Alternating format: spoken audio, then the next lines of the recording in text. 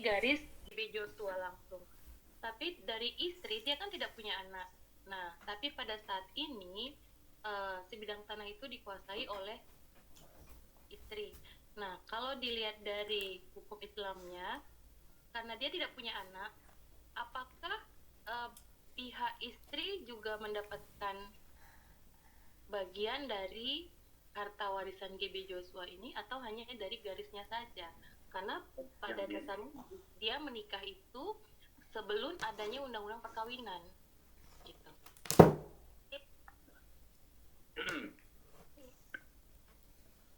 Jadi kalau undang-undang perkawinan itu bahwa harta bawaan sebelum undang-undang perkawinan itu harta bawaan dan harta yang diperoleh itu menjadi harta bulat.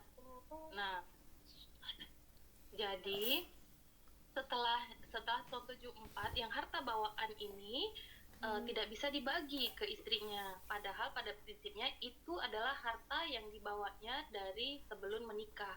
Nah gitu. Gimana Pak? Mohon petunjuk.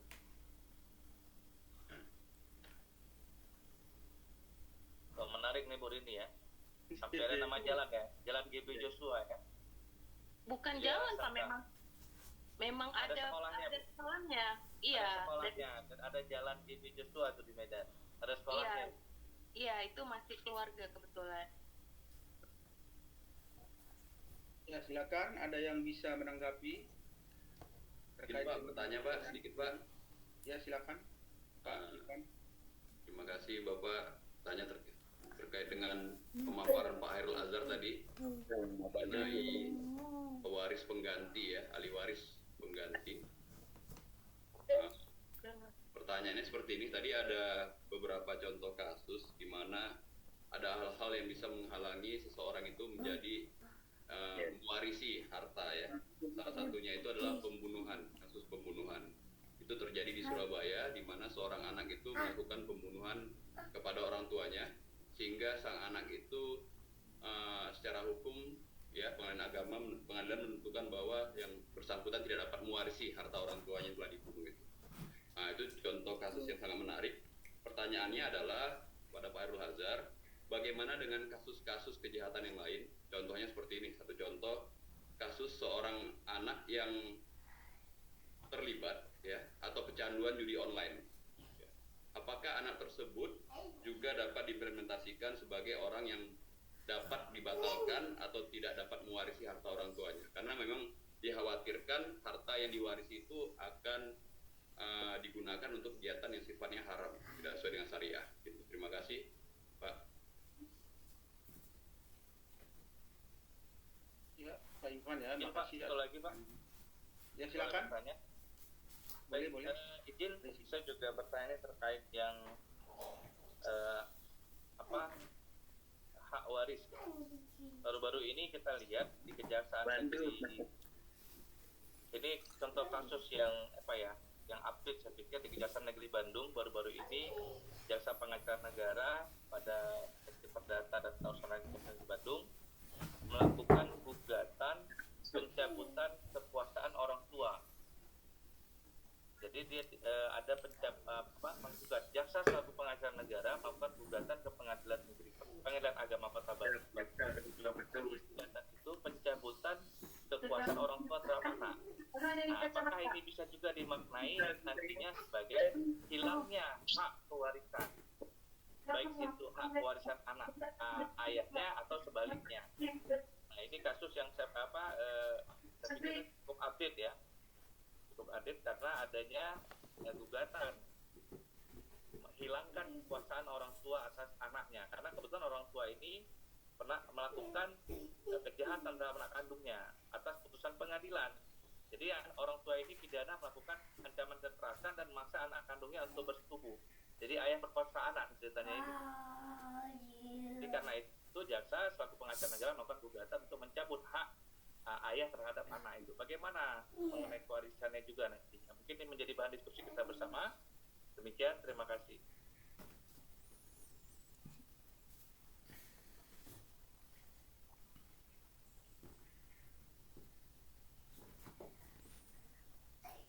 Ya, menarik pertanyaan Pak Rizky Fauzia. lagi kira-kira biar sekalian nanti dijawab.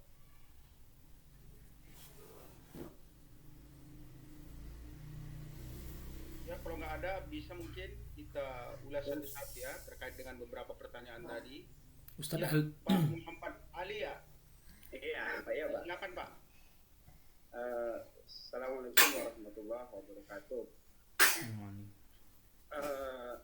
Saya menanggapi apa yang disampaikan oleh Bu Arifah Sam ya, karena dari 3 penanya tadi nggak ada kayaknya yang mengarah kepada beliau, kan begitu. Jadi mungkin sekedar menanggapi ya, seperti apa yang sudah kita diskusikan pada minggu yang lalu, ini masalah ya anak di luar nikah lah gitu kan, atau tanda kutip anak zina.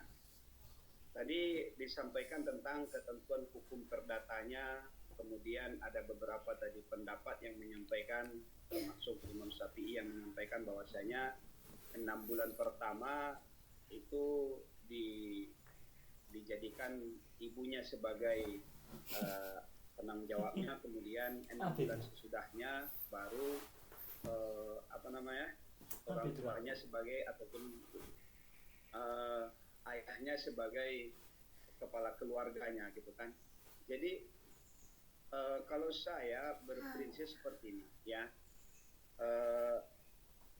dalam konsep yang sudah kita lihat, tentu sebenarnya apa yang dilakukan oleh agama, apa yang dilakukan oleh negara, kalau dari segi agama akan menghasilkan hukum Islam. Kalau dari segi agama, kalau dari segi negara akan menghasilkan sebuah konsensus terhadap apa yang akan terjadi aspek hukum terhadap anak itu gitu. Kalau saya larinya ke aspek maslahat mursalah dan maslahatnya ya. Kalau kita kalau saya melihat tadi kan ketentuan terhadap aspek perwalian terhadap anak di luar nikah itu kan tadi kalau boleh diakui oleh negara dengan catatan harus ada lagi pembuktian, kan seperti itu ya. Mungkin di sini pembuktian seperti apa yang dimaksud mungkin bisa juga diperjelas sama Bu Arifah Sam. Tapi kalau menurut saya ya lagi-lagi kita lihat dari segi aspek pencegahannya. Jadi ya kita lihat sekarang ini kan banyak sekali yang dilakukan, bagaimana cara-caranya agar bisa tidak terjadi perlakuan seperti itu, seperti adanya pendidikan seks, adanya pola-pola kerja yang lain yang dilakukan baik secara organisasi maupun secara pendidikan. Kemudian kalau kita di aspek pendidikan, kebetulan kita kan Pak di pesantren. Jadi kalau di pesantren itu kemudian sampai di tingkat sanawiyah, sampai di tingkat aliyah, dari mulai SD itu kan sudah ada namanya ya ketentuan undang-undang SKB 3 Menteri yang menyatakan, atau Kementerian Agama yang yang mencegah baik itu yang bersifat gangguan secara mengarah kepada seks, kan seperti itu, pendidikan dan segala macam. Jadi saya ingin menyampaikan seperti ini. Tentu kalau kita lihat tidak ada yang menjadi persoalan dengan anak. Tapi yang menjadi persoalan adalah ya orang tuanya yang menjadi yang membuat nikmat dulu membawa sengsara, kan seperti itu ketentuannya. Jadi apakah tidak ada aspek yang lain yang bisa kita lakukan sehingga hak-hak terhadap anak itu gitu kan tidak ada lagi ya kita khawatirkan nanti kan aspek bully yang terjadi ketika ada penyematan nama-nama anak zina dan segala macam terhadap anak, sehingga perkembangannya tidak akan berkembang dan segala macamnya. Sama ketika kita menyampaikan seperti mohon maaf gitu kan anak PKI gitu kan, anak zina Nah, jadi sedangkan anak-anak yang lain saja dengan konsep secara verbal kita lakukan seperti itu, maka perkembangannya semakin sedikit ataupun perkembangannya tidak maksimal kan seperti itu. Mungkin sebagai tanggapan aja Pak. Terima kasih. Assalamualaikum warahmatullahi wabarakatuh. Waalaikumsalam. Ya, terima kasih Pak Ali ya. Ya silakan, ada lagi yang menanggapi terkait dengan 3 pertanyaan tadi. Silakan Pak Khairul atau Bu Siti Arifasya. Apa itu nak? Pak Khairul masih mute itu Pak, masih mute Pak. Oke, baik. Maaf ya. Baik, terima kasih kawan-kawan semua. Saya ingin coba menanggapi pertanyaan dan kasus yang disampaikan oleh Bu Rini tadi, dan juga Pak Irfan, dan juga Pak Rizky. Pertama terkait dengan kasus Yosua.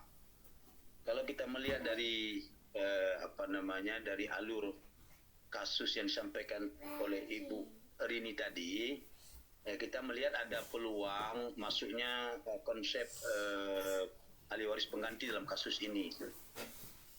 Jadi kalau kita berbicara tentang ahli waris pengganti, itu teorinya, konsepnya sudah sangat jelas Ibu Rini ya. Dalam makalah kami juga kami sampaikan bahwa konsep ahli waris pengganti ini tujuannya itu untuk menjaga hak-hak keturunan dari ahli waris yang telah meninggal agar tetap mendapatkan bagian dari harta warisan. Nah, jenis-jenis ahli waris dalam hukum Islam termasuk ahli waris pengganti ini kan dapat bervariasi dia tergantung pada mazhab yang dianut. Ini dalam makalah kami sudah ada itu dalam mazhab yang dianut. Kalau dalam mazhab Syafi'i itu kan ahli waris pengganti itu dapat berupa cucu dan anak laki-laki pewaris. Nah, kalau tidak ada anak laki-laki pewaris berarti cucu dari anak laki-laki tersebut. Nah, itu sudah jelas itu dalam mazhab Syafi'i. Kemudian kalau dalam mazhab Hambali bukan saja cucu dari anak laki-laki, cucu dari anak perempuan pun akan dapat. Kalau dalam pandangan mazhab Hambali. Namun prinsip dasar ini akan terjadi perbedaan dalam pelaksanaan. Bisa-bisa saja itu ada beberapa hal yang mempengaruhi kenapa di lapangan itu bisa terjadi tidak sesuai dengan teori dan konsep ahli waris pengganti dalam Islam. Bisa saja karena kearifan lokal misalnya. Kearifan lokal. Kalau di Aceh ada kearifan lokal itu dengan bahasa patah titik gitu. Jadi dengan kasus Yosua tadi itu kami berkesimpulan dengan alur cerita yang disampaikan oleh Ibu Rini tadi itu, kalau dia tidak ada ahli waris yang asli, tidak ada anak, anaknya sudah meninggal, kemudian ada cucu, maka kemungkinan cucu yang 8 orang ini itu akan berpeluang untuk mendapatkan ahli waris pengganti dari harta Yosua tersebut. Nah, itu kalau kita melihat runut itu. Nah, kemudian ya tentu ini kan seperti yang kami sampaikan tadi, ada peluang-peluang interpretasi lain karena dipengaruhi oleh oleh kearifan lokal yang terjadi seperti itu. Itu mungkin yang bisa kami tanggapi. Nah, kemudian persoalan istri. Kalau istri itu tidak masuk dalam kategori sebagai ahli waris pengganti. Istri dia memiliki porsi yang sangat-sangat spesial dalam Al-Quran. Ya, ini jelas dalam surah An-Nisa ayat 11-12 itu jelas yang disebut dengan furudul muqaddarah. Pembagian sudah diatur dalam Al-Quran. Misalnya istri akan dapat 1/8 bila memiliki anak. 1/8 bila tidak memiliki anak. Misalnya 1/6 mendapat bagian dari harta warisan bila tidak memiliki anak. Seperti itu sudah jelas. Jadi mungkin tidak ada kaitan dengan ahli waris pengganti. Pak Irfan tadi jelas tadi dalam makalah kita juga kita singgung tentang penghalang-penghalang mendapatkan ahli waris. Antara lain penghalang yang mendapat warisan itu adalah pembunuh Jadi dalam makalah kami coba angkat 3 kasus saja. Jadi kasus murtad, kasus pembunuh, dan kasus mafkud. Jadi kalau kasus murtad jelas orang-orang yang beralih agama dari Islam ke non-Islam, ketika dia posisinya itu sudah menjadi non-Muslim, keluarganya atau ayahnya atau keluarganya yang punya harta itu Muslim, maka si murtad ini tidak akan dapat harta warisan. Cebok ya. Nah, kemudian pembunuh sudah jelas. Jadi pembunuh itu tidak mendapatkan warisan. Ya, cebok ya. Cebok dulu pup awak loh. Bau. Bau pupnya. Atau kita kiaskan kasus judi online, Bau pupnya loh, apakah nak. itu masuk Ya, dalam cebok ya. kategori pembunuh karena Ya. dia itu menyiksa dirinya. Ayolah. Mungkin ya secara tekstual. Ya. Iya, cebok dulu ya. Cebok dulu, cebok. Tidak masuk. Mungkin kecanduan judi online itu ya bagian daripada dosa besar, tapi bukan daripada instrumen pembunuh gitu. Nah, mungkin demikian dulu Pak Doktor yang dapat kami sampaikan, keterbatasan ilmu yang kami miliki. Mungkin nanti ya Pak Doktor dapat memberikan pencerahan kepada kami. Terima kasih. Ya, terima kasih Pak. Mana Bu Reni sudah pas atau yang mana yang kurang pas kira-kira? Ayolah. Cebok dulu ya.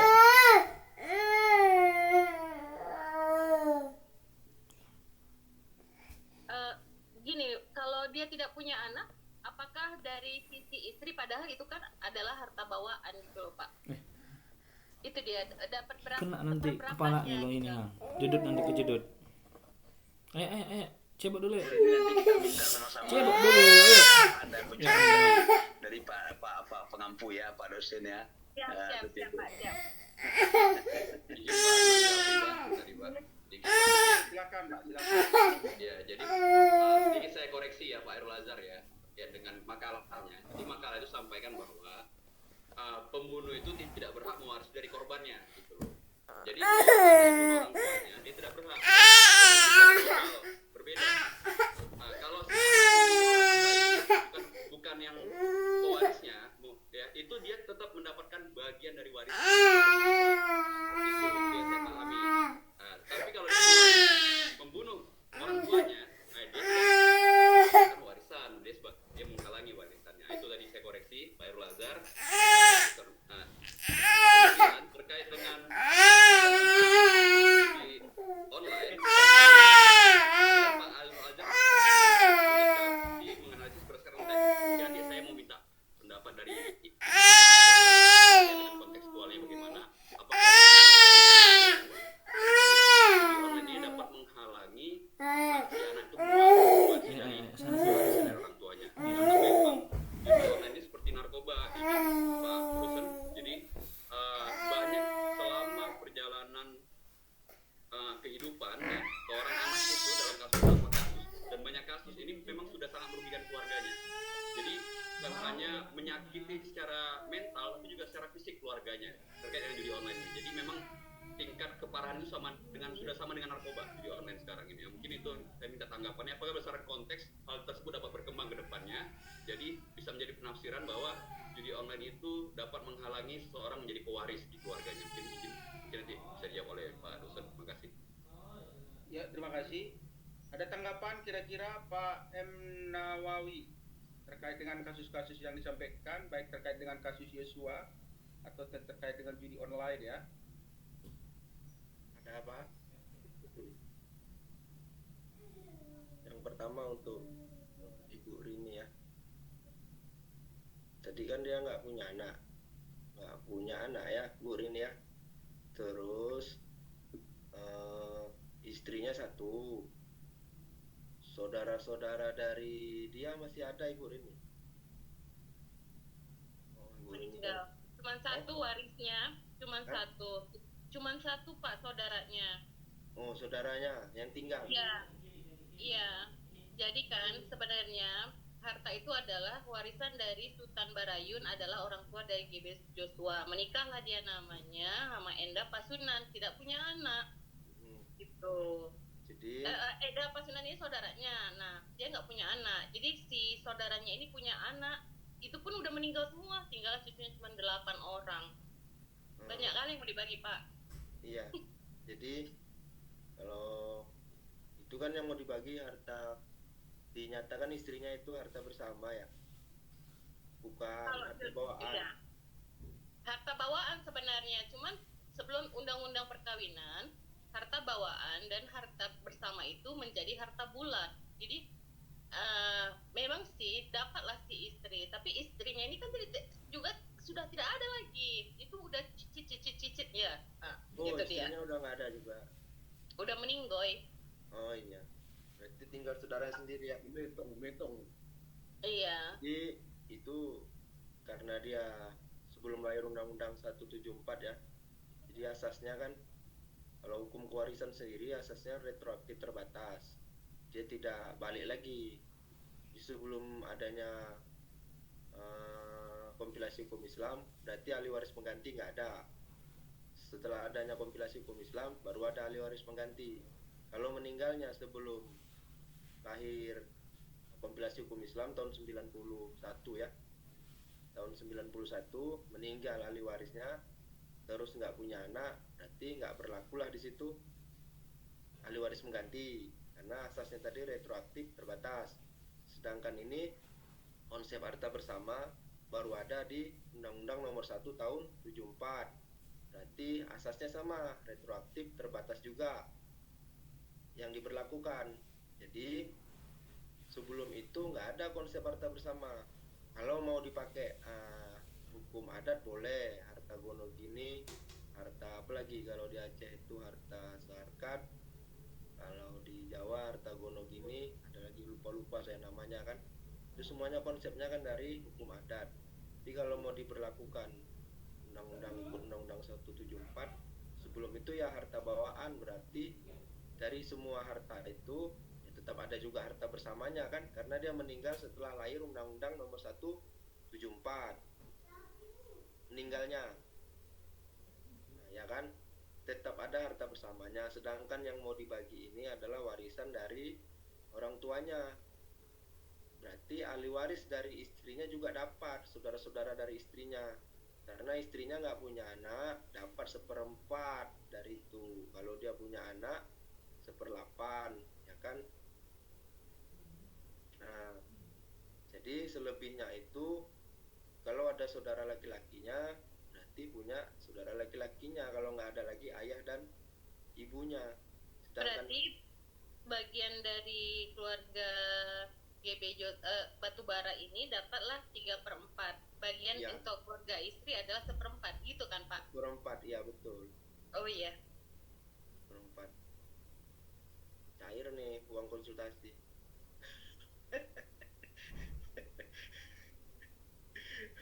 Jadi Siap Pak, siap. tetap konsepnya kalau di warisan itu asasnya retroaktif terbatas, tergantung undang-undang mana yang berlaku pada saat itu. Yang terbaru itu kan hanya ahli waris mengganti, wasiat wajibah, terus itu yang terbaru putusan MK mengenai hubungan keperdataan anak di luar nikah. Terus ya itu aja tadi Bu Rin ya. Terus tadi Pak ini ya, Pak Ivan ya, salah judi online tadi ya. Jadi kan ini yang terhalang itu kan terkait dengan menyakiti pewarisnya, dengan yang menyakiti pewarisnya. Kalau dia membunuh, mencoba membunuh, atau menyakiti hal lain yang dianggap kejahatan itu sejenis, makanya dia tidak berhak untuk mewarisi harta warisan dari pewaris. Kayak tadi Pak Rizky memperkosa, itu kalau anaknya meninggal bisa saja menurut penetapan hakim si ayahnya itu nggak dapat karena pernah menyakiti yang kita anggap sama kejahatan itu dengan membunuh pewaris. Jadi kalau umpamanya judi online, kalau memang dia boros, ya kan, kalau memang dia boros, itu harta boleh nggak ke dia langsung dikasih. Kalau ada anaknya boros, terus punya abang yang nomor 1, abangnya ini untuk menjaga kemaslahatan dia boleh menahan harta warisannya itu dulu, nggak dikasih semua, pelan-pelan. Narkoba umpamanya anaknya kan, narkoba, sabu-sabu, kalau dikasih bagiannya itu bisa habis dalam waktu 2 hari umpamanya. Nah ini boleh harta warisannya ditunda dulu pembagiannya, mengingat si kawan ini.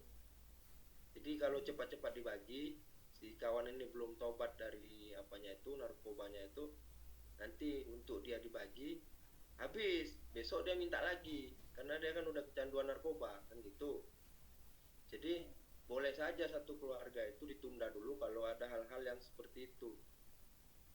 Bukan dia nggak dapat bagian, kalau dia nggak dapat bagian kasihan juga kan, besok untuk berobat dia umpamanya mau rehab atau mau judi itu kan perlu rehab juga dari psikolog gitu kan. Itu dia kan nggak ada sifatnya uang. pembinaan itu kan Pak, apa namanya kan? Iya betul. Iya kan? Kan tidak ada diatur dalam undang-undang gitu kan? Iya Kalau jadi dia berontak, apa mau kita bilang? Juga. boleh ditahan dia. Solusinya hanya boleh ditahan oleh orang yang dianggap dia dituakan lah, atau yang dihormati sama dia, yang disegani sama dia. Itu hartanya boleh ditahan dulu selama dia, kan kasihan juga kalau dibagi umpamanya nanti anak-anaknya, istrinya kan nggak kedapatan atau nggak kecipratan, sementara dia punya anak dan istri dapat warisan dari orang tuanya kecanduan judi online. Terus dalam tempo 3 hari atau 1 jam aja uang yang dapat 300 juta itu atau rumah yang dikasih itu dijual. Ini kan sayang nih. Kelangsungan yang lain boleh ditahan dulu kalau saya, menurut pendapat saya ya. Apa tadi Pak ini Pak Ali ya, terkait dengan anak yang di luar nikah itu ada masalah baru sebenarnya. Kalau yang diputus MK itu kan udah biasa Pak ini ya, Pak Ali ya, anak yang lahir di luar perkawinan yang sah. Terus menurut pendapat Hanafi tadi kata Arifah, setiap anak yang lahir dalam perkawinan dianggap itu anak kedua orang tuanya. Sementara ada pendapat yang lain, ada yang 6 bulan, terus berapa bulan lagi tadi Arifah. Tapi menurut pendapat Hanafi, asal lahir dalam perkawinan yang sah gitu ya tadi Arifah ya, asal lahir dalam perkawinan itu dianggap anak kedua orang tuanya. Kalau menurut saya itulah yang dipakai oleh KHI. Jadi sepanjang anak itu lahir dalam perkawinan yang sah dan tercatat, itu dianggap anak orang tuanya, meskipun pendapat imam-imam lain tidak seperti itu. Tapi melihat konteks kita di Indonesia, sepertinya ya menurut saya itu yang sekarang ini yang bagus, maksudnya yang bisa dipakai lah. Karena kalau kita terapkan yang lain-lain itu, ini anak nanti kasihan, jadi ya dianggap anak yang lahir di luar pernikahan, berarti anak bukan anak sah dari kedua orang tuanya. Jadi putusan MK itu kan bukan prosesnya, bukan proses hubungan seksualnya yang disebutkan, anak yang lahir di luar perkawinan yang sah. Tapi kalau di luar hubungan seksual dalam pernikahan, ya kan ada juga orang yang sudah menikah terus berhubungan seksual terus punya anak atau hamil, itu suaminya itu, ini yang terbaru saya ini tangani mediasinya itu, suaminya mengatakan istrinya selingkuh, terus anaknya dinyatakannya bukan anaknya. Ini dalam Islam kan disebut dengan li'an, ini menuduh istrinya berzina. Nggak bisa lagi rujuk seumur hidup sampai hari kiamat, ya kan. Mungkin hidup lagi pun nanti setelah hari kiamat nggak disatukan lagi sama Allah kan gitu. Karena dia menuduh istrinya berzina, menganggap itu bukan anaknya. Jadi saya sampaikan, itu kan anakmu udah satu, terus kenapa bisa itu bukan anakmu? Ini kan dianggap anak zina juga ini. Tapi menurut putusan MK ini enggak, karena dia lahir, nanti kalau lahir ini dalam perkawinan yang sah, hanya saja ada pengingkaran, kan itu pengingkaran. Kalau diputus hakim itu benar pengingkarannya, kalau enggak tetap anak dia kan, tetap anak si apa itu suaminya itu. Jadi putusan MK itu kan anak yang lahir di luar perkawinan ya, di luar perkawinan yang sah. Berarti perkawinan yang tidak tercatat nggak termasuk, kan gitu, nggak termasuk asal syarat dan rukunnya terpenuhi, boleh dia mengajukan penetapan asal usul anak. Memang lahir nggak ada perkawinannya, nggak ada, memang nggak nikah si ibunya itu, lahirlah anaknya. Kalau itu kan jelas nasabnya kepada ibunya, kecuali nanti ibunya itu bisa membuktikan atau anak itu sendiri bisa membuktikan bahwa umpamanya Pak Ali adalah ayahnya dengan proses pembuktian ilmu pengetahuan yang sah. Jadi bisa tes DNA atau bukti kesehatan lain kan, terakhir haid umpamanya tanggal 22, terus setelah itu melakukan hubungan seksual dengan seseorang pertama kali, dia catat atau ada rekaman suara, ada yang booking umpamanya, kalau dia kita buat sajalah kerja seks komersial kan, ada yang booking tanggal sekian jam sekian, sementara dia habis haidnya biasanya tanggal sekian, bisa dibuktikan umpamanya semuanya. Ya boleh jadi yang pertama kali berhubungan seksual dia dengan dia setelah haid itu ayah dari anak yang sudah lahir. Terus tes DNA nggak cukup atau nggak punya uang, itu bisa saja hakim menetapkan. Kalau dia tetap mengingkari si ayahnya itu, berarti tinggal ngangkat sumpah untuk itu. Setelah dinyatakan 4 kali bersumpah umpamanya dia nggak ini, terus mendapat laknat, kalau li'an ya, kalau li'an itu seperti itu. Kalau dia mengingkari anaknya, diangkat sumpah 4 kali. Kalau ternyata istrinya itu benar, atau dia yang benar, istrinya salah, atau dia yang salah, istrinya yang benar, maka dia mendapat laknat dari Allah. Jadi li'an itu berat, mengingkari anak yang lahir dari rahim istri kita atau kandungan istri kita. Nggak ingat kali saya tadi pertanyaan Pak Ali lagi, jadi mungkin saya rasa cukup ini Pak dosen, Pak Ramadan, mungkin saya rasa cukup. Assalamualaikum warahmatullahi wabarakatuh. Waalaikumsalam. Ya, ada yang mau menambahi kira-kira Pak Saragi? Kali itu Pak. Iya, terpanjang ya. Oke, tadi ada beberapa pertanyaan, tapi sebagian pertanyaan saya sudah lupa ya, atau catatannya terbang dan lain sebagainya gara-gara ada kipas ya. Oke, terima kasih. Ada beberapa pertanyaan tadi sudah dijawab oleh Pak Nawawi. Mungkin saya hanya menambahkan ya, terkait dengan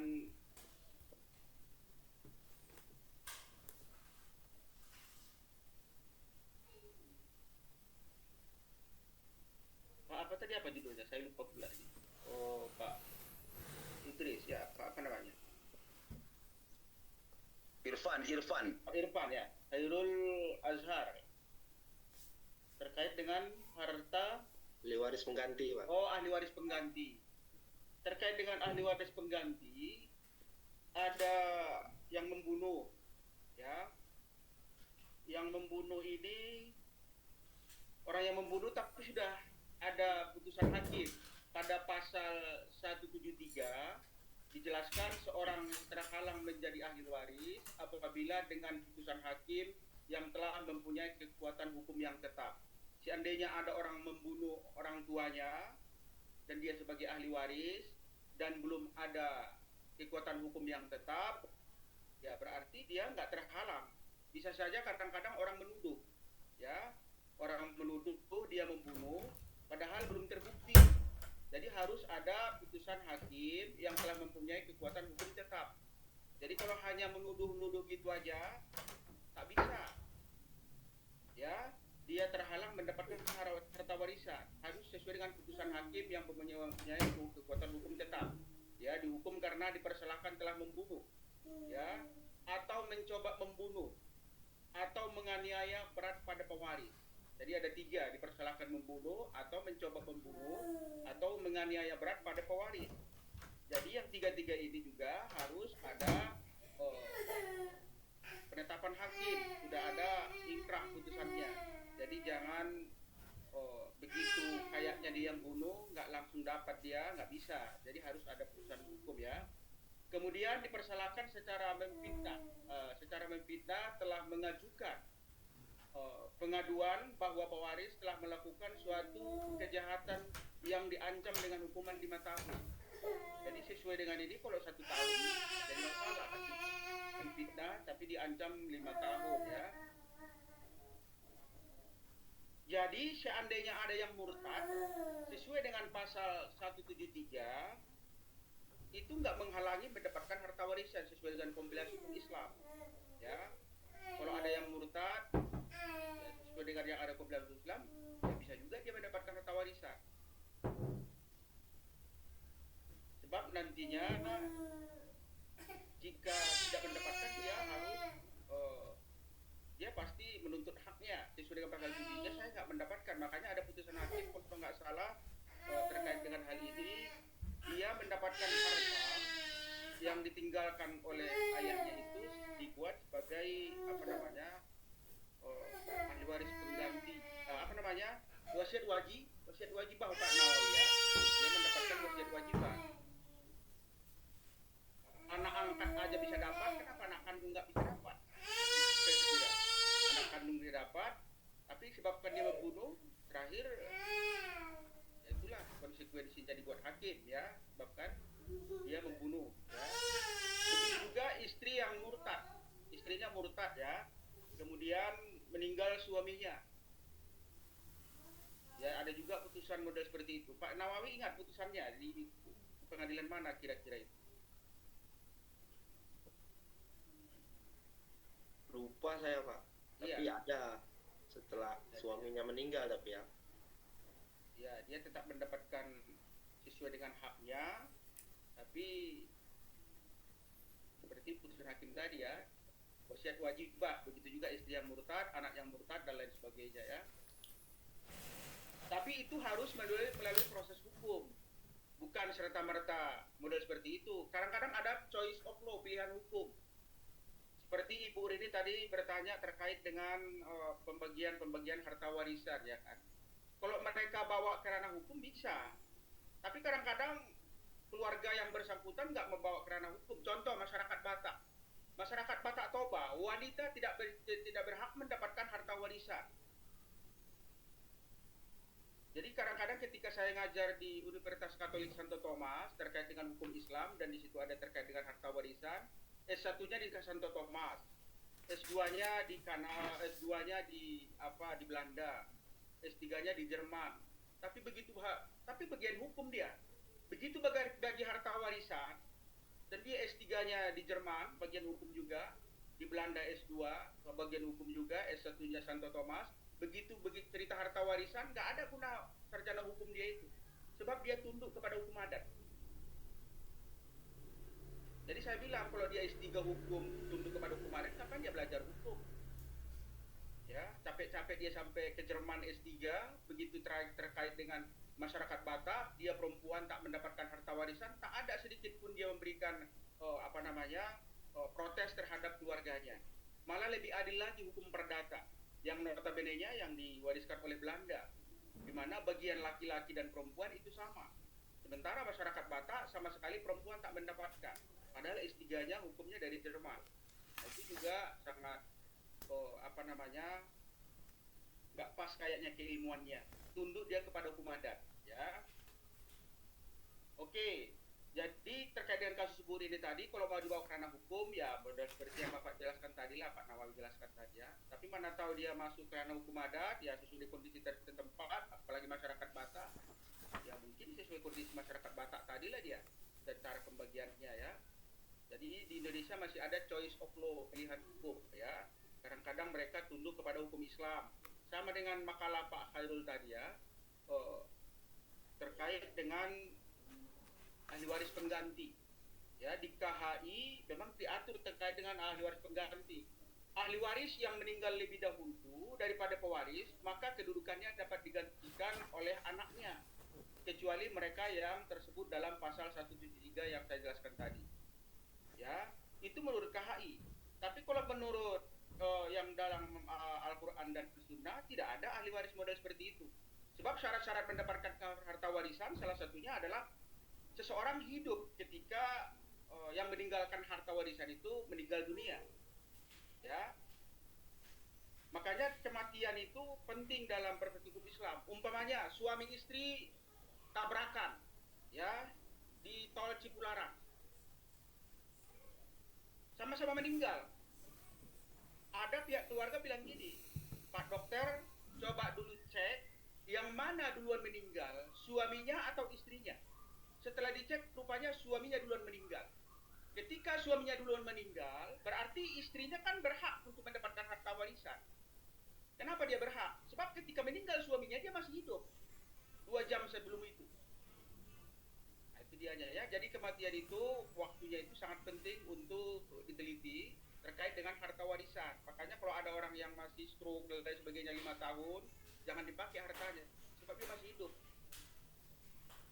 Walaupun dia stroke 5 tahun, hartanya tertahan. Sebab apapun ceritanya, harta yang dimiliki dia berapa miliar pun, itu tetap hak dia. Sebab napasnya masih ada di tubuhnya. Nah, itu dia aja ya. Oke. Terkait dengan anak yang terkait dengan Arif Baskam ya. Kira-kira ada tambahan Pak Nawawi terkait yang saya jelaskan, yang kurang pas mungkin, kadang-kadang saya terlupa juga itu. Sudah pas Pak, cukup. Oke, kemudian terkait dengan hak keperdataan anak zina atau anak luar kawin. Kalau di perdata biasanya anak luar kawin ya. Kalau di KHI biasanya kawin hamil ya. Dan posisi anak terkait dengan keperdataannya ya, sudah dijelaskan tadi bahwa sebelum putusan MK, anak yang sah adalah anak yang dilahirkan dalam atau akibat perkawinan yang sah. Itu pasal 42. Tapi setelah ada putusan MK bahwa anak yang dilahirkan di luar perkawinan hanya mempunyai perdata dengan ibunya dan keluarga ibunya. Tapi setelah itu berubah ya, perdata dengan ibunya dan keluarga ibunya serta dengan laki-laki sebagai ayahnya yang dapat dibuktikan berdasarkan ilmu pengetahuan dan teknologi atau alat bukti lain yang menghukum mempunyai hubungan darah termasuk hubungan perdata dengan keluarga ayahnya. Jadi meskipun anak luar kawin atau anak zina, apabila bisa dibuktikan sesuai dengan sains dan teknologi, ya itulah orang tuanya. Ya. Tapi nggak serta-merta anak yang di luar kawin tadi mendapatkan harta warisan. Mana tahu keluarga itu kan harus melalui jalur hukum. Makanya perlu adanya sengketa perkawinan itu. Kalau mau ke jalur hukum boleh. Tapi kadang-kadang ada keluarga tak mau ke jalur hukum. Mereka sepakat melalui hukum Islam atau fikih klasik. Ya, kalau mereka sepakat hukum klasik, ya anak luar kawin tadi nggak mendapatkan harta warisan. Sebab dengan mendapatkan harta warisan anak luar kawin sesuai dengan perspektif fikih, ya akan mengurangi hak-hak yang lain. Apalagi yang lahir anak luar kawin tadi adalah anak laki-laki.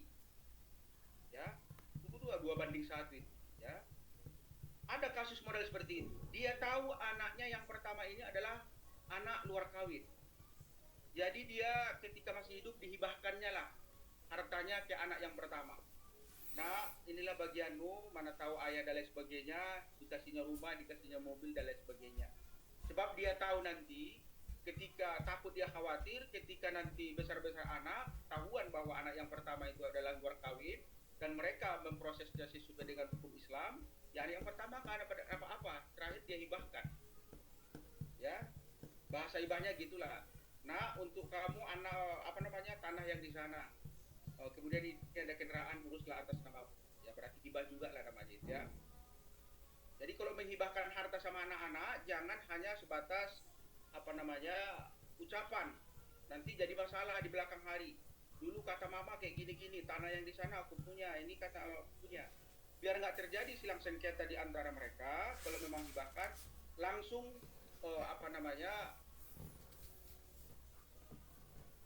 tanah itu langsung ke notaris ya. Nggak bisa, Pak. Itu ada hibah wasiat. Kalau ternyata lebih dari legitimate forte-nya anak, itu bisa digugat balik, Pak. Notarisnya pun ikut tenggelam dibuatnya nanti. Nggak bisa, Pak. Jadi kalau misalnya dia mau menghibahkan, dia harus hitung hartanya itu tidak boleh melebihi dari LP si anak kandung, anak sah gitulah. Itu kalau dia ternyata anak yang kasihan lah dia ini anak yang bakal tidak dapat kasih lebih apa segala, ternyata dihitung lebih dari hak seharusnya anak, nanti selisihnya itu bisa dituntut kembali. Hibah wasiat itu banyak tuntutan di pengadilan loh, Pak. Ini kan yang sewajarnya, bukan melebihi. Contohnya rumah dia bukan banyak rumah dia, ada 70.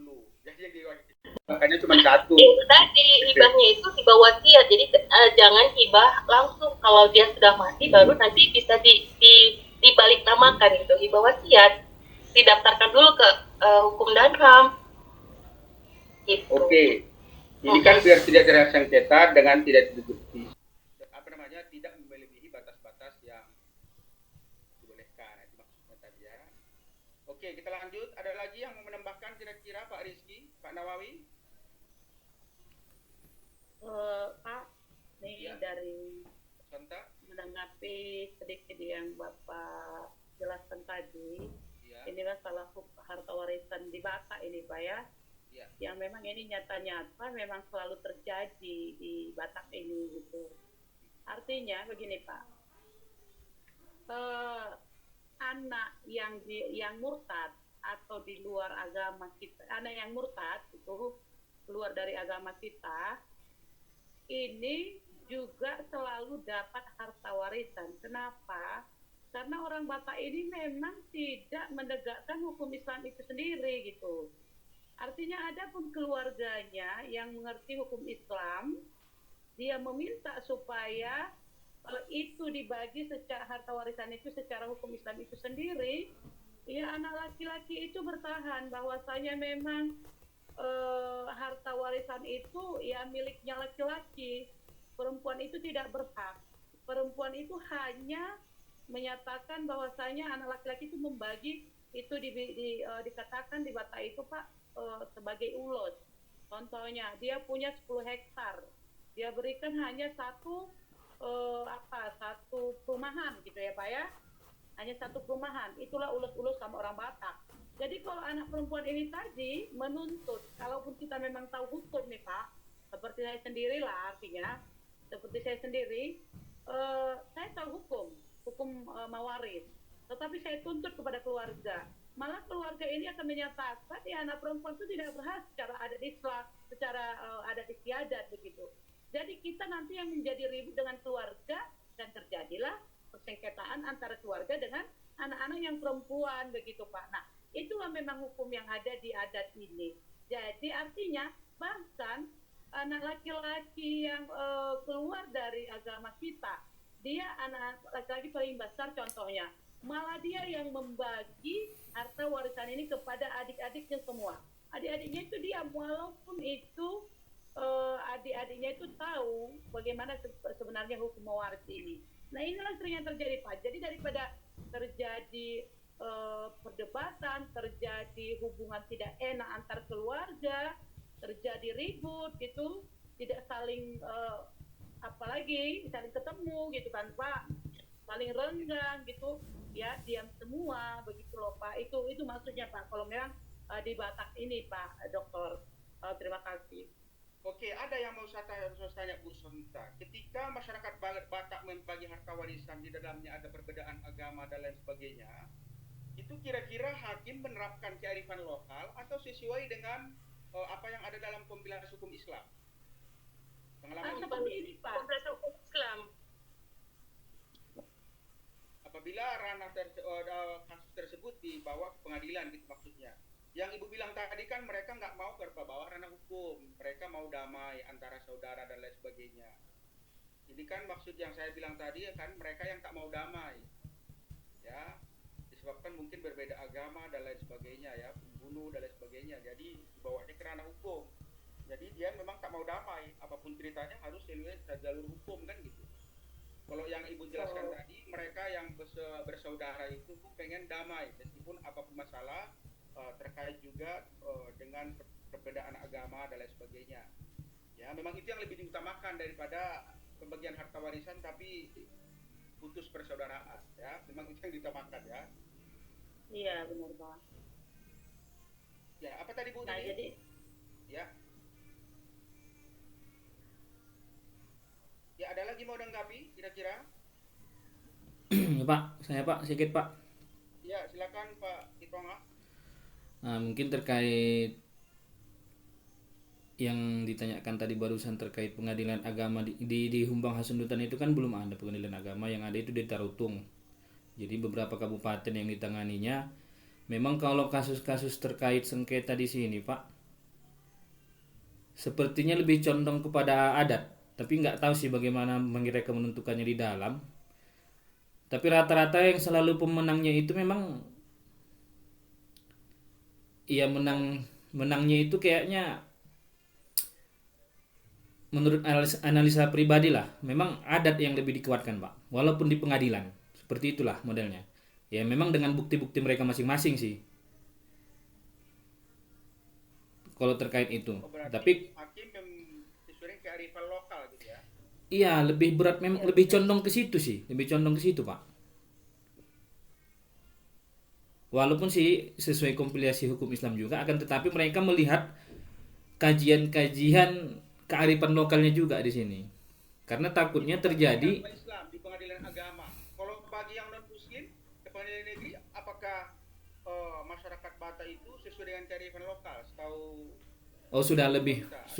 sudah lebih pasti Pak, karena memang kalau di sini tidak kearifan lokal yang dibawakan, mungkin kerusuhan akan terjadi lebih besar lagi mudaratnya, karena peperangan di antara keluarga itu ada pasti. Karena kalau kami lewat di sini berantem di tengah jalan, di pinggir-pinggir jalan terkait tanah dan harta warisan itu sangat sering terjadi Pak. Itu hal yang biasa gitu. Nah, mungkin lebih kepada kearifan lokal kalau di sini saya lihat. Tapi mungkin lebih detailnya lagi kita teliti bersamalah nanti ke pengadilan bagaimana mereka menentukannya atau memutuskannya. Kemudian ada yang ingin saya tanyakan Pak terkait hak anak perempuan. Memang sudah jelas lah di dalam Quran surah An-Nisa ayat 11 itu bahwasanya 2:1 dengan laki-laki kan begitu.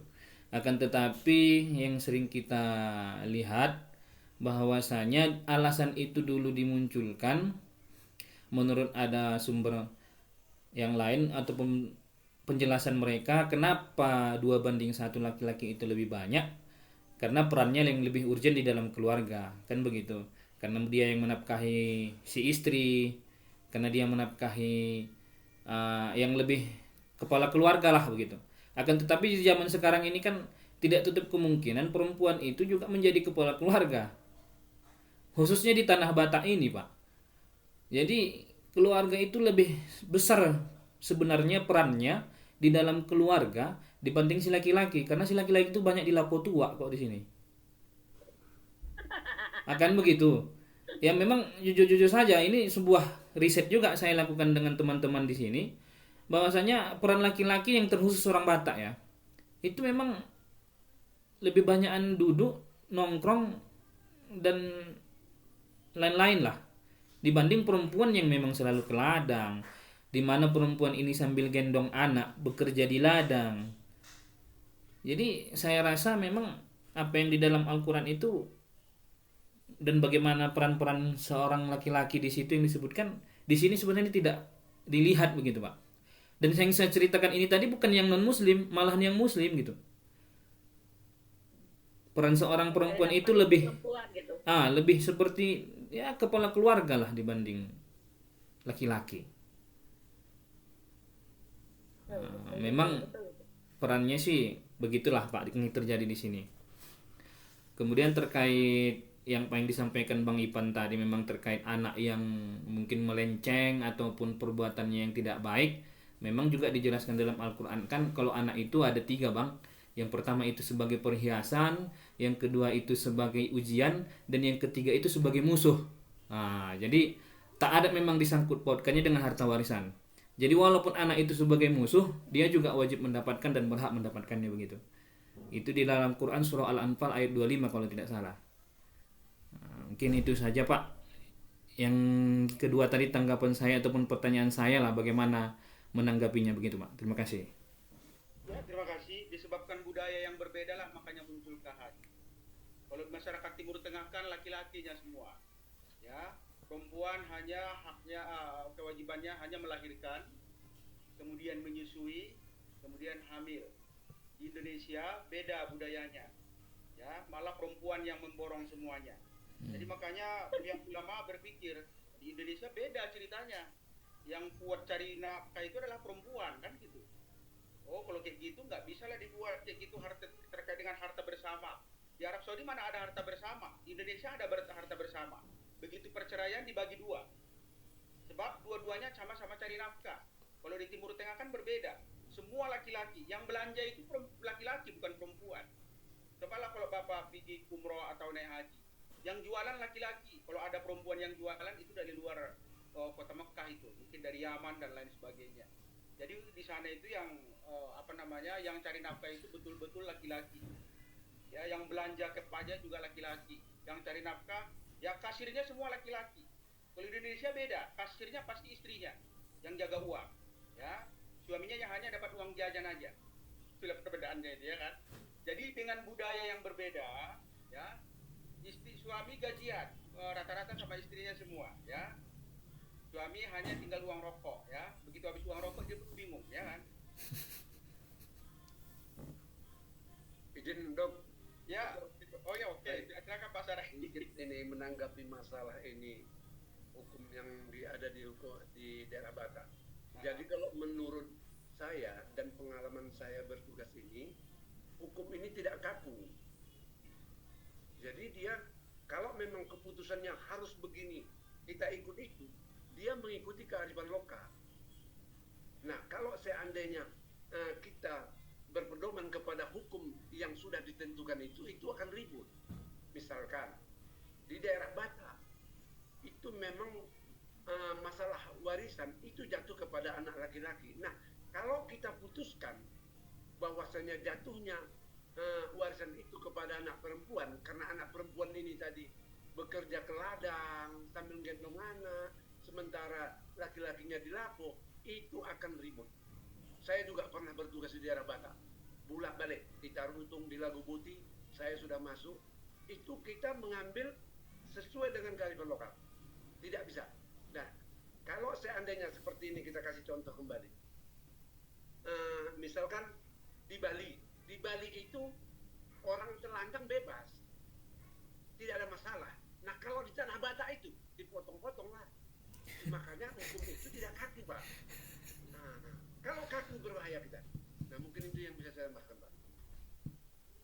Ya mungkin jawaban inilah yang pengen saya harapkan dari Universitas Katolik Santo Thomas. Jadi tidak muncul, mereka diam aja. Mungkin gara-gara terlalu anak-anak, mungkin semester 2 atau semester 3. Jadi saya nggak mendapatkan informasi ini. Kalau Bapak kan sudah langsung di lapangan, ya. Jadi saya nggak tahu di lapangan macam mana. Dan nggak saya dapatkan informasi itu. Seandainya dilakukan sesuai dengan apa yang ada dalam BW ketika di masyarakat Batak akar ribut, saya nggak tahu. Dan mereka nggak memberi jawaban. Rupanya saya dapat jawaban setelah kita diskusi. Nah, itu maksudnya ya. Ya, ada lagi yang menanggapi terkait dengan masalah-masalah yang muncul? Izin Pak. Ya, silakan Pak. Ini sebenarnya tadi udah dijawab Pak sama bapak-bapak dan ibu yang lain Pak terkait dengan warisan tadi Pak. Hak mewaris ya Pak ya. Tadi yang terkait dengan Bu Sonta, Bang Saragi, Zul ya Bu. Jadi memang berdasarkan cerita pengalaman nih Pak dari rekan-rekan di daerah lain, di Sumbar itu Pak sangat besar tuh Pak jumlah gugatan terkait dengan warisan Pak. dan tanah. Itu Sumbar itu yang paling tinggi itu tingkat masuknya gugatan. Mungkin nanti jadi orang-orang di sana Pak, orang-orang tua di sana itu udah biasa Pak buat gugatan ke pengadilan tuh Pak. Orang tua maupun anak-anak muda itu sudah biasa gitu. Mereka itu sangat berpengalaman karena memang sering sekali terjadi gugatan khususnya masalah waris, tanah dan lain sebagainya di daerah Sumbar. Karena memang masyarakat sana cenderung kritis ya Pak ya, terkait dengan masalah warisan juga. Jadi antar keluarga itu banyak memasukkan gugatan. Juga tadi saya menanggapi yang sampaikan tadi Bu Rini ya. Tadi kan memang kalau saya lihat dari Pak Ramadan tadi, beliau kan menyampaikan teori terkait dengan keadilan ya Pak ya. Makanya tidak kaku kan gitu. Dengan Bu Rini kan dia menyampaikan bahwa nanti digugat Pak, nanti notarisnya seperti ini nggak bisa. Jadi Bu Rini orang itu sah-sah saja menggugat gitu. Kita jangan anti dengan juga namanya pengadilan. Nah, jadi nanti kebenaran material itu ya, keadilan itu nanti akan diungkapkan, dibentuk di pengadilan. Nah, kita kebiasaan orang Indonesia ini, kita itu takut dengan pengadilan. Sebenarnya pengadilan itu tempat mencari keadilan, bukan suatu hal yang ditakuti. Nah, jadi memang nanti apapun putusan hakim di situ, ya sebenarnya Bu ya, secara filosofis seperti itu. Cuman sebenarnya secara kenyataannya orang Indonesia takut dengan pengadilan. Tapi secara prinsipnya harusnya kita itu ya harus pro dengan pengadilan, karena pengadilan itu adalah untuk menciptakan keadilan. Nah, jadi kalau kata Ibu ini kan, jangan nanti digugat, nanti notarisnya seperti ini. Nah, itu kan takut ya, karena takut itu. Tapi Bukan takut Bang. Memang mengatur kalau hibah itu lebih dari hak dari seharusnya Banyak biaya keluar kalau ke pengadilan. Bukan kita takut pengadilan, tapi kita sudah tahu kalau lebih dari haknya anak dapat digugat. Iya, bukan kita takut pengadilan, tapi sudah dapat dipastikan itu bakal bisa diminta selisih dari haknya yang seharusnya. Tapi apa yang menjadi hukum itu Bu, apa yang diputuskan oleh hakim? Tidak. Dasar hakim memutuskan itu apa? Coba saya tahu apa? Undang-undang kan? Makanya tadi disampaikan hukum itu tidak kaku. Itu disampaikan oleh Pak Ramadan. Hakim menetapkan itu berdasarkan apa coba? Pasti ada formilnya kan? Bukan kalau hukum adat ya nggak usah ke pengadilan Pak. Cakap-cakap aja. Bu, norma itu Bu, ada norma adat, ada norma hukum tertulis, ada tidak tertulis. Hakim itu dapat menemukan suatu hukum dia bertentangan dengan norma yang formil, bisa. Cerita jurisprudensi Pak, cerita jurisprudensi. Ini kita nih di pengadilan, yang menjadi tolak ukurnya apa? Coba. Ya, bukan. Bukan-bisnya kan, dari undang-undang ya tidak. Kalau dibawa ke hukum adat ya nggak ke pengadilan, kita selesaikan secara musyawarah mufakat. Nggak pengadilan judulnya. Pasti yang dianutnya itu adalah hukum undang-undang formil. Ya, bukan. Tapi hakim itu Bu, dia dapat ya kan membentuk suatu hukum yang baru, norma. Contoh seperti ini, saya jelasin sama Ibu ya. Pasal 2, pasal 3. Tunjukkan sama saya putusan pengadilan yang berdasarkan hukum adat. Coba yang mana? Hukum adat. Ini berdasarkan keadilan. Ini saya jelasin satu Bu ya. Pasal 2 ya mengatur bahwa pasal 2 Undang-Undang Tipikor mengatur bahwa ancaman minimal itu ya kita adalah cerita waris Pak, kita cerita waris bukan cerita tipikor Pak. Enggak. Jangan bicara waris, jangan melebar Pak. Kita harus mengerucutkan masalah, ya. Jangan terlalu lebar Pak. Pusing kita urusan dunia nih. Oh iya, jangan. Iya, nah, kalau gitu nggak usah diskusi lagi lah. Selesai. Jangan emosi. Oke, Aman-aman aja. Intinya seperti ini Bu. Intinya seperti ini, pengadilan itu ya adalah tempat untuk mencari keadilan. Seperti itu kita ya. Jadi jangan kita memaklumati gini, kalau kita digugat berarti ini nggak bisa gitu, nggak. Segala hal yang sudah sesuai dengan hukum aja Bu, itu bisa digugat. Contoh seperti ini, Bu Rini sebagai pewaris ya Bu ya. Ibu Rini punya memiliki orang tua dan 2 bersaudara ya. Ibu Rini laki-laki. Berapa saudara Bu Rini? Berapa saudara? Berapa? Pembahasan Pak, maaf tidak masuk dalam pembahasan. Berapa banyak keluarga saya tidak masuk dalam pembahasan kita. Misalnya Bu Rini digugat orang lain atas harta yang Ibu Rini harus warisi, harta keluarga Ibu. Orang berhak Bu untuk menggugat Ibu. Mereka dia punya hak, tapi nanti dibuktikan di pengadilan. Meskipun sebenarnya Ibu adalah ahli waris yang sah. Tapi setiap orang tuh bisa melakukan Nggak gugatan. usah kejauhan, Pak, contohnya. Nggak usah kejauhan. Ya. Kita cerita tentang hukum waris. Ketika orang tua menghibahkan anaknya, itu tidak boleh lebih dari LP seorang anak. Titik. Itu sudah ada undang-undang yang mengaturnya. Ya. Kalau Bapak cerita, kita takut ke pengadilan, loh, saya tanya, notaris mana? Istri Bapak notaris, tanya, mau nggak dia membuatkan hibah yang sudah dipastikan itu lebih dari harta LP-nya? Coba tanya. Berani nggak? Pindah tidur kita, Pak. Bukan soal berani nih Bu. Ini saya bicara kerangka teorinya, bukan berani dan nggak berani. Saya tadi bicara konsep. Coba, kerangka teori Bapak gimana? Pengadilan itu adalah mencari keadilan. Enggak, saya bicara tataran teori nih Bu. Teorinya gitu. Kita sebagai praktisi, kita tahu ini salah, ini di luar dari koridor hukum formal. Apa kita berani? Oh iya Pak, ini saya orang datang mau buat hibah. Iya, saya mau menghibahkan setengah harta ini karena segala macam alasan.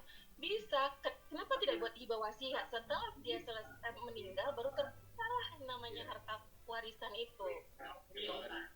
Saya berbicara bukan tentang kasus ibu itu, ini secara umum, konsep umumnya Bu.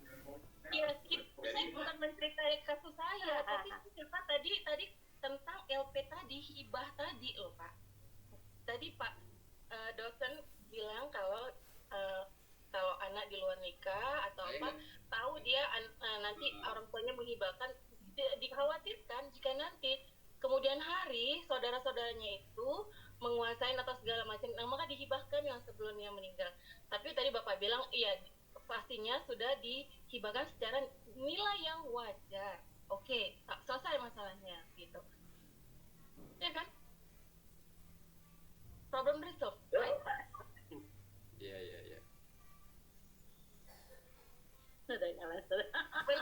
Memang ini udah beda kajian ini kayaknya. Ada yang bicara konsep, ada yang bicara praktek, ada yang bicara yang apa? Sebenarnya udah clear ya. Dari apa nih? Bukan ilmunya Bu Rini yang saya bahas, bukan yang tadi kasusnya Bu Rini, maksudnya secara global terkait dengan gugatan Bu Rini, bukan Saya tidak masih ceritakan kasus saya. Tadi ada satu pertanyaan, apakah anak yang di luar nikah? Ini cerita pertanyaannya, Bapak agak fokus Pak, tolong.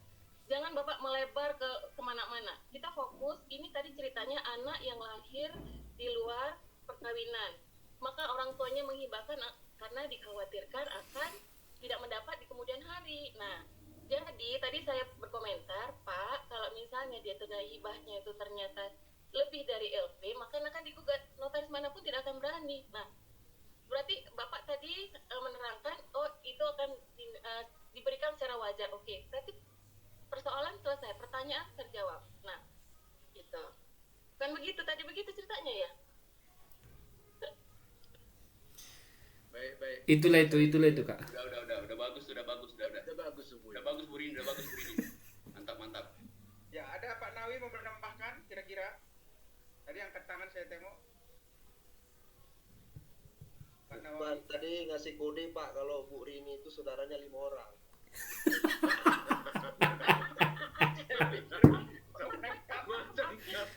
Ada Pak Nawi ini ada saja. Ini canda saja lah. Ini udah. Cair ya kan Pak Nawi, cair ya. Bu Rini jangan baper ya Bu Rini, minta maaf ya. Maaf Pak, saya udah gak punya hati untuk baper-baperan yang gini-ginian. Lewat Pak. Jangan marah ya Bu Rini. Jadi sebenarnya Kuliah aja Bu Rini ya.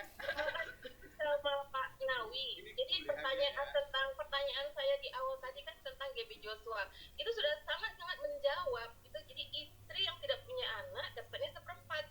Yang berarti bahagian suami 3/4. Selesai. Nah itu. Jadi saya nggak perlu cari pengacara atau apa atau bawa ke pengadilan. Udah terjawab sama Pak Nawi. Pak Nawi berapa persen? Jadi bangga saya kuliah ini nampaknya sudah pintar semua Pak. Pintar nih. Ini bukan penekanan. Iya kan? Jadinya untung. Ya, Pak Rizky ada mau ditambahkan? Pak Kakan tadi itu kayaknya Pak mau ngomong. Maksudnya gini Pak, mungkin tadi memang penjelasan Pak Ivan mungkin izin nih Bu Rini tadi udah clear sebenarnya. Artinya disampaikan bahwa ketika nantinya dihibahkan sesuai dengan ketentuan sudah disampaikan, karena Bu Rini menyampaikan lagi kalau nggak sesuai ketentuan habis kita nanti udah clear. Nah tapi Pak Ivan melihat dari sisi yang lain, bukan masalah Bu Rininya, tapi kita jangan anti ke pengadilan. Ya apapun bisa digugat kok di pengadilan, nggak ada masalah. Contohnya di Sumbar, tapi bukan Bu Rini ya, bukan cerita yang tadi, bukan cerita hibah tadi ya, bukan cerita hibah Bu Rini maksud Pak Ivan, tapi adalah artinya di Sumbar sendiri gugat orang tua gugat anak tentang tanah aja udah biasa gitu, itu maksud Pak Ivan. Nanti bukan cerita Bu Rini tadi di tataran teori nih, bukan Bu Rininya. Ya, mungkin gitu tadi ya. Mau mana Bapak menyampaikan sama itu yang tidak cocok saya rasa. Ya, tapi bukan berarti juga terkait hibah tadi, bukan. Hibah tadi memang sudah harusnya sesuai dengan ketentuan, clear. Coba Pak Ivan Nah, Bang Rizky, izin untuk ke depan kita ini kuliah ya. Kalau pun ada permasalahan cukup habis di sini, kemudian kalau ada menyinggung masalah kita institusi kita, jangan kita tersinggung. Misalkan kalau polisi begini-begini katanya, aku diam saja kan bukan karena kita kuliah.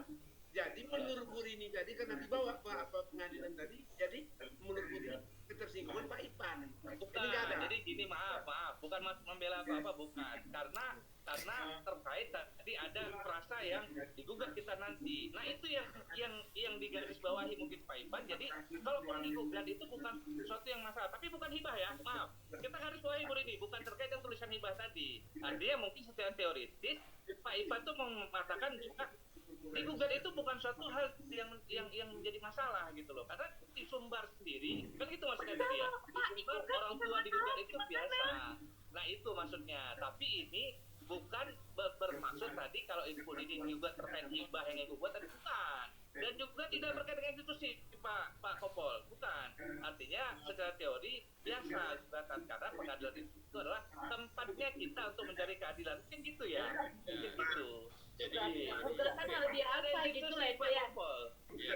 Ini saya perjelas dulu dikit nih Pak. Ini penting juga ini, enggak ini pencerahan buat kita semua juga. Pak Ramadan terakhir. Lagi leang Bu Rini, jadi sensi dia. Jadi gini, ingat. Ini Ya Allah, izin Pak Ramadan, bisa saya berbicara dulu? Izin rekan-rekan. Ya, rekan-rekan. Ini juga saya mau menyampaikan satu hal juga ini. Jujur aja. Izin ya. Pak Awaludin, bisa suara dikecilin Pak Awaludin. Suaranya Pak Awaludin di unmute Pak Awaludin. Jadi gini Pak, izin. Di Indonesia ini paradigma masyarakat sekarang adalah yang namanya proses pengadilan, proses persidangan itu menjadi momok yang menakutkan. Kemarin sudah dibahas oleh Bu Sontayati di semester yang lalu, ya. Orang sangat anti dengan pengadilan, seperti Bu Sontaya, takut karena proses itu berlarut, memakan biaya yang besar dan sebagainya. Padahal secara filosofi sebenarnya pengadilan itu adalah harusnya tempat yang ramah, harusnya itu tempat orang mencari keadilan. Makanya di pengadilan di Sumbar tadi disampaikan, itu sudah biasa orang gugat menggugat. Nah, bukan terkait masalah Bu Rininya, bukan. Cuma saya tadi ambil sedikit aja di situ, bukan kasus Bu Rini hibah udah selesai, kasus Bu Rini hibah itu udah selesai gitu. Nah, jadi orang itu sudah biasa dengan pengadilan. Nah, jadi tetapi kalau di Sumbar, tapi memang di Indonesia sebagian besar orang takut dengan pengadilan karena orang merasa pengadilan itu adalah tempat yang menakutkan, menghabiskan waktu, menghabiskan biaya, dan mengerikan. Nah, seperti itu. Jadi itu yang mau kita hilangkan paradigma yang tadi saya sampaikan. Kita jangan takut untuk digugat, tinggal kita sampaikan aja dan dalilnya seperti itu. Tapi bukan tugas Bu Rini, bukan. Tadi saya ambil sedikit aja sedikit. Hibahnya udah selesai Bu Rini, masalah hibahnya udah selesai ya. Makasih ya. Makasih Pak, izin Pak. Ya, agak hangat diskusi hari ini ya. Ya, dari Pak Habibie ada kira-kira, Pak Kakan, masukan, tambahan. Iya, Jum itu Pak Jum. Jum dari Menteri Agama. Lagi syuting Pak. Syuting film. Oke, kira-kira ada lagi, kalau enggak kita inikan aja. Oh. Ada Pak Kakan.